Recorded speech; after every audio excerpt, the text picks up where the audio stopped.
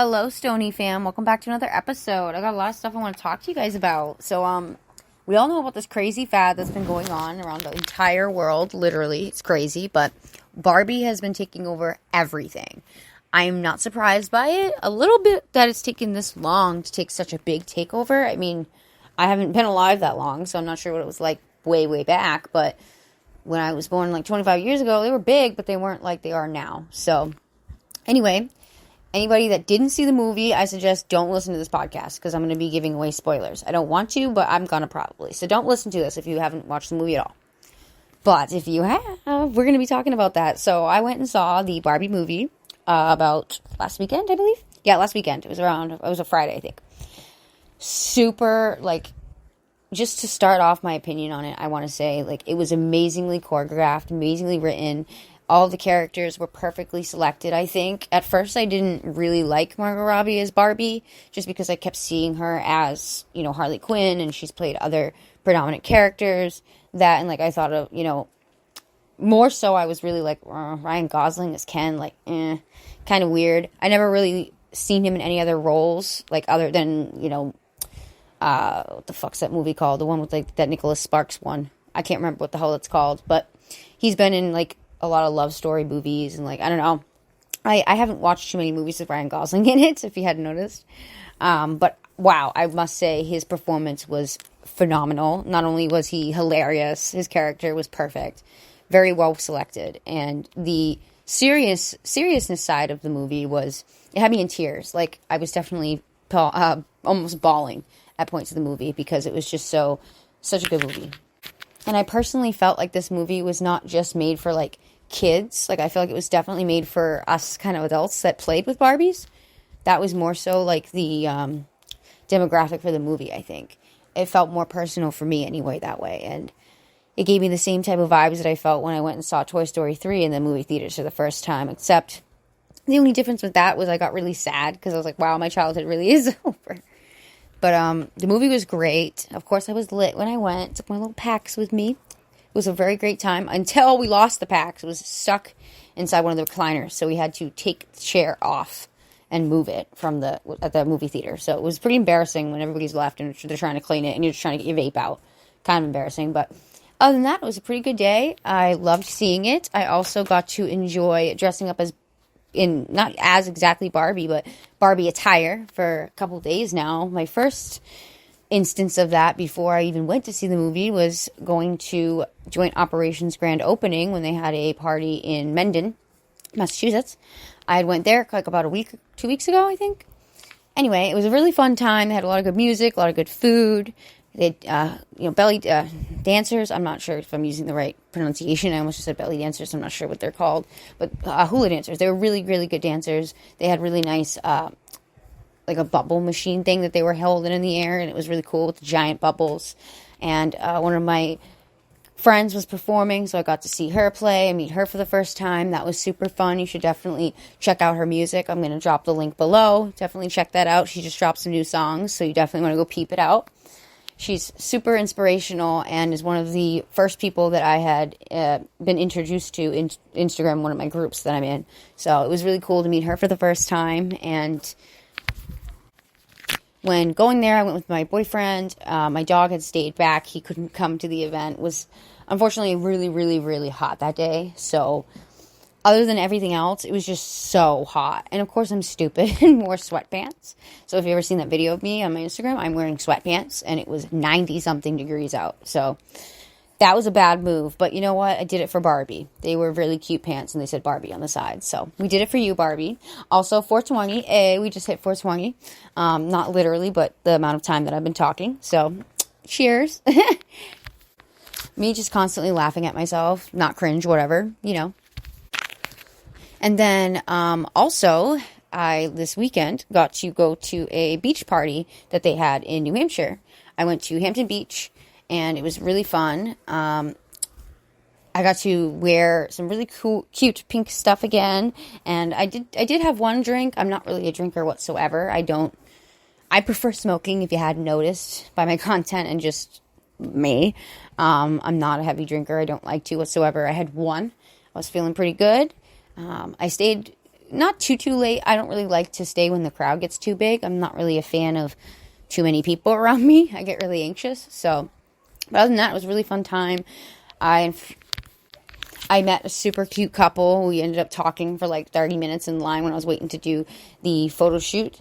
We were talking about the HGTV, that show, because they have that Barbie Dreamhouse show that they were doing, and I just got to watch that yesterday. I was binge watching that show. So I've been quite obsessed with Barbie, as you can tell from my posts and everything else. But I love that this has been brought back into like a fad, because I've always loved this type of stuff. I was a Bratz girl for sure for a bit, but Barbie was something, like, I always loved Barbie. I had so many Barbies as a kid.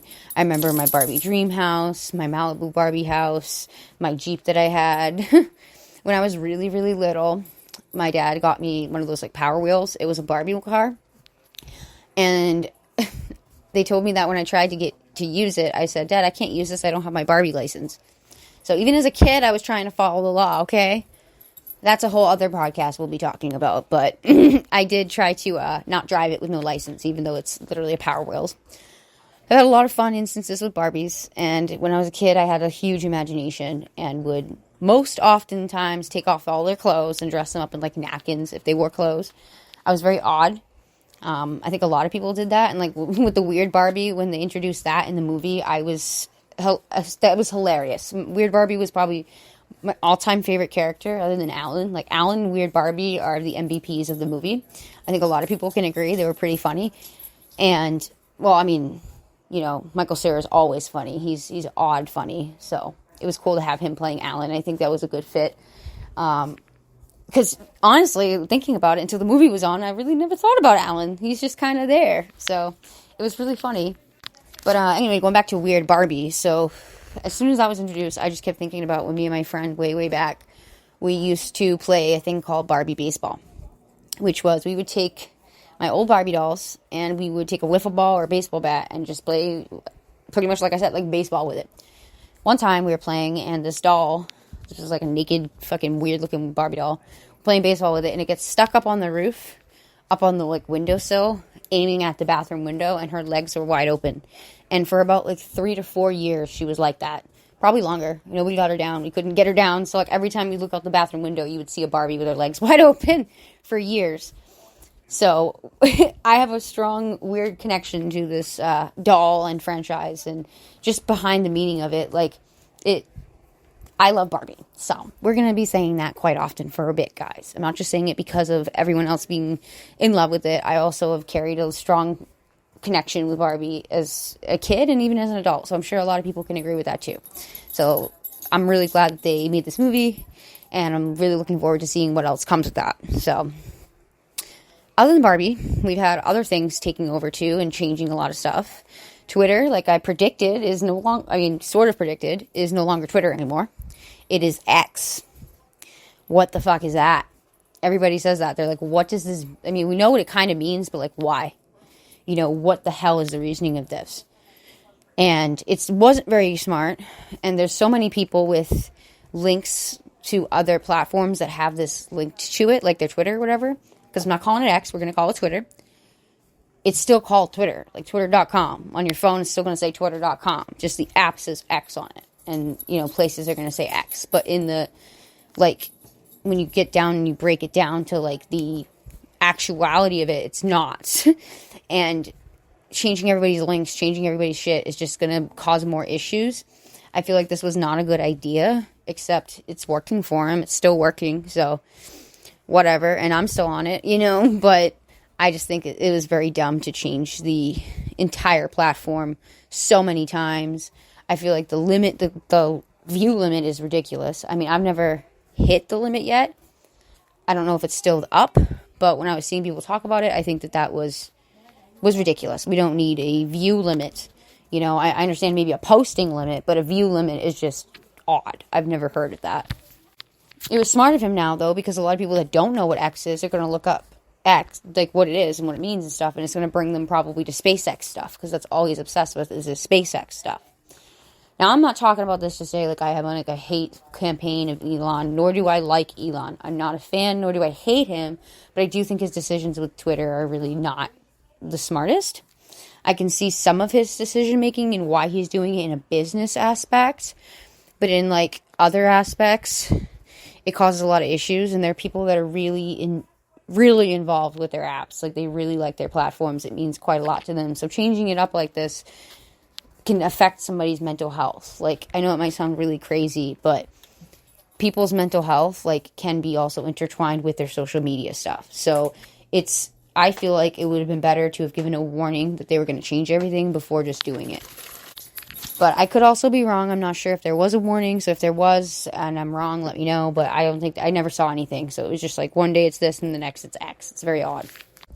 And I mentioned the mental health thing because years back when Tumblr was very big and then it started to die because they randomly was like, yeah, we're taking out porn, we're taking out this. Took out a lot of my posts that were cannabis related and flagged them. And so a lot of creators just chose to leave because they didn't want to deal with that. And even though they changed some things back to the way it used to be, it wasn't 100%. So a platform that I used for years, that was something that meant so much to me, all the people that I met on there, it was really hard to like have to adjust to using something else because that wasn't working anymore. And then try to re-meet all these people if I can find them somewhere else. It did affect my mental health because I didn't know where to start. And it was somewhere that I loved and I'd used since 2011 to, even now, I still use it. So it's 2023, I still use it. But I was heavily active probably from 2011 to about 2018 or 19.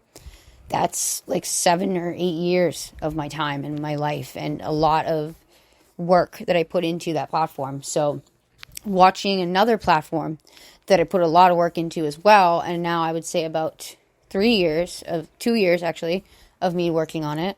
Now there's a lot of changes happening, and I'm getting afraid, like, well, I have to start over again. So it is what it is, if I have to. I prefer, the sad part is just missing out on the connections that I have with people, or the work that I put into it. Other than that, like, the amount of people that like and look at my stuff is not the biggest concern for me. It is cool when people do enjoy my content, but I'm not looking for clout, I guess, if you want to, use that word. I just enjoy making it. It makes me feel better when I'm sitting at home, just stoned and editing stuff together. I think editing videos is probably my absolute favorite thing to do. Other than creating, like, just making the content at the same time, like, while making it, I really do enjoy editing it. Editing is a lot of fun for me. I've been doing it since I was 7 or 8 years old. I was editing YouTube videos. I really do miss my old YouTube account. I wish I could pull those videos back up, but I cannot. I unfortunately lost that account. Big sad face. But that was always a passion for me. So, like, it all kind of intertwines. Even, like, going back to what I was saying with, like, Barbie, like, the imagination and what you think you can do for yourself, like, that really inspired me from the movie and just from having that in my life, like dolls and certain things that I played with. It does help your imagination, your creativity. And I was, as a kid, very imaginative and I would say very creative, and still very much so now. Imaginative, maybe not, but I'm very creative still. And despite all of the things being thrown at me right now in my life that I haven't shared with you guys, I'm still working really hard and keeping myself in a positive mindset, because I have been having some negative stuff going on too in my life, but I feel like that's just for everyone too. Like, we all have things that we go through in life, but sometimes it can be really hard, and we got to give each other a break sometimes and try to be a little bit more understanding of other circumstances, because we don't know what everyone else goes through unless we're living with them and walking in their shoes. And even then, we still don't unless we're them. So I try to now live my life as, well, you don't know this person. You might know this person, but you still don't fully know that person. So try to just be as respectful as you can to others and, expect to hopefully be respected back. But it's always not guaranteed. Throughout my life and throughout posting online, I've had quite a lot of negative people try to tear me down, or, not even just tear me down as a person, or just tear down my character, tear down my platform, whatever, which you may, always. And I'm still standing. I'm not going anywhere. I refuse to give up on my dream and what I love doing. And I refuse to give up talking to the people I love and you guys. All